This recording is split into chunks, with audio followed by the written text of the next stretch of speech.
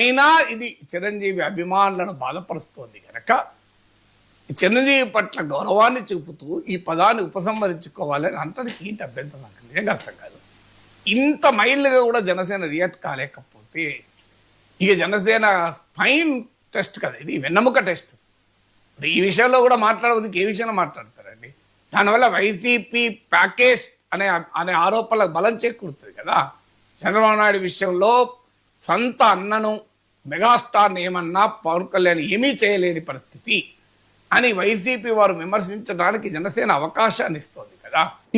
ఇప్పుడు అధికారంలో ఉన్నారు. అధికారంలో ఉన్నప్పుడు టీడీపీ వాళ్ళు తినాల్సిన టీడీపీ వాళ్ళు తింటున్నారు, జనసేన వాళ్ళు తినాల్సిన జనసేన వాళ్ళు తింటున్నారు. వాళ్ళు అవినీతి చేస్తున్నారు, వీళ్ళు అవినీతి చేస్తున్నారు. కొన్ని ప్రాజెక్టులు డీలింగ్స్ పెద్ద పెద్ద కాంట్రాక్టులు వీళ్ళు తీసుకుంటున్నారు, కొన్ని ప్రాజెక్టులు పెద్ద పెద్ద డీలింగ్స్ పెద్ద పెద్ద వ్యవహారాలు వీళ్ళు తీసుకుంటున్నారు. వీళ్ళు సంపాదిస్తున్నారు, వీళ్ళు సంపాదిస్తున్నారు.